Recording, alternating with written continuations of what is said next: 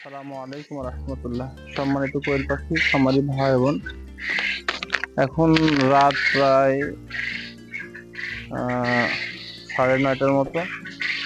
তো আমার এই যে পাশে যে পাখিটা দেখতেছেন, এই পাখিটার ঠান্ডা লেগেছে। ঠান্ডার ডোজ কিভাবে করতে হয় আমার ভিডিওতে অনেকটাই দেওয়া আছে, হাই কোয়ালিটি, নর্মাল সবগুলো আছে। তো এই পাখিটাকে আমি বেশ ঠান্ডা পর্যাপ্ত ছিল, আমি ঠান্ডার ডোজ করার পরে ঠান্ডা ঠিক হয়েছিল না। পরবর্তীতে আমি 2-3 দিন ব্যবহার করেছি, এখন সাদা পানি চলতেছে। তো বিশেষ করে পাখিটার মেলায় সমস্যা। তো যেহেতু এই যে এটিভেট, এই মেডিসিনটা অত্যন্ত জরুরি, প্রয়োজন, আজকে দিতে হবে, রাত্রে দিতে হবে। তো যেহেতু আমার খামার এটা ছিল না, কিন্তু করাই দিছিল, ডক্সিভেটটা এটা আছে।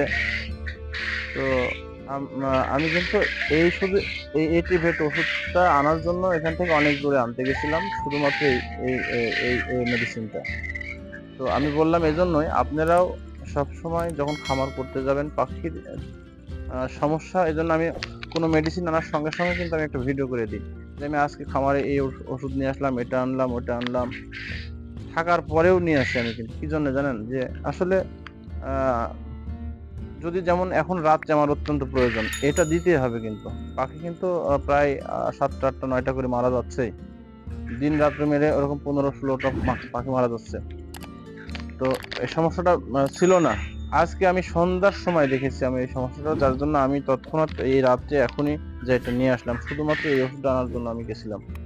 তো যদি আসলে এই ওষুধটা যদি আমার থাকতো, তাহলে কিন্তু এই গ্যাপটা পড়তো না।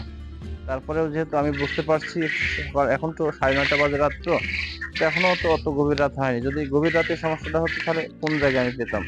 যার জন্য আপনাদের অ্যালার্ট সবসময় থাকতে হবে, খামারের প্রতি লক্ষ্য রাখতে হবে, পাখির প্রতি লক্ষ্য রাখতে হবে। এবং মেডিসিন, এসব মেডিসিন তো খুব গুরুত্বপূর্ণ মেডিসিন, এগুলো কিন্তু খামারে সবসময় রাখাই দরকার, রাখতে হবে। তো যাই হোক, দেখেন স্ক্রিনে দেখাচ্ছি এটিভেটটা এটা। তো যাই হোক, সম্মানিত কোয়েল পাখি খামারি ভাই বোনেরা, এখনই আমি দেব, রাত্রে এখনই রাত সব আমার প্রত্যেকটা খামারে, আমার পিছনের একটা ঘর আছে, ওই ঘরে আমার 2 দিনের বাচ্চা চলতেছে, ওখানে প্যারেন্টস পাখি, এখানে আমার একটা বিক্রয় পাখি চলতেছে, প্রায় 33-34 দিন বয়স সেই পাখিটার। এটা কিন্তু আজ থেকে শুরু হয়েছে বিক্রয়, কালকেও নিয়ে যাবে। বিশেষ করে মুরগি সবটাই ঠিক আছে। তো আমার এই পাখিটা কিন্তু সমস্যা।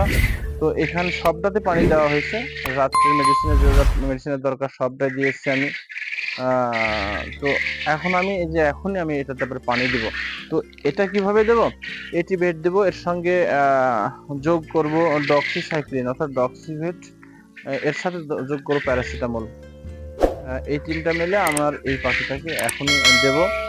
তো সম্মানিত কোয়েল পাখি খামারি ভাই বোনেরা, আপনারা আমার ভিডিওটা দেওয়া এই জন্য যে দেখেন আসলে আমি যে আসলে খামারে ওষুধ এই জন্যই একেবারে প্রস্তুত রাখতে হয়, রেডি রাখতে হয়।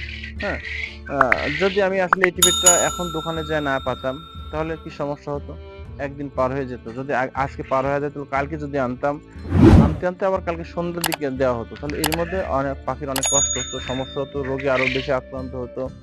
আর যদি আমার বাড়িতে থাকতো, তাহলে সঙ্গে সঙ্গে এই যে মাঝখানে যে আধা ঘন্টা আপনি 1 ঘন্টা একটা গ্যাপ গেল, এটাও যেত না কিন্তু যদি আমার বাড়িতে থাকতো।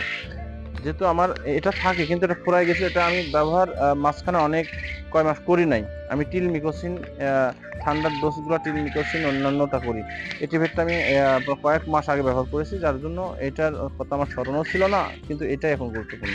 যাই হোক, আমি এখনকার পানিতে এটিভেট ব্যবহার করব, সাথে ডক্সি সাইক্লিন ব্যবহার করব, এর সাথে প্যারাসিটামল প্রায় 3 থেকে 5 দিন ব্যবহার করব। আজকে এই পর্যন্ত। আর আরেকটা কথা বলবো, অবশ্যই ডাক্তারের পরামর্শ নিয়ে আপনার ওষুধ ব্যবহার করবেন কিন্তু। আসসালামু আলাইকুম রহমতুল্লাহ।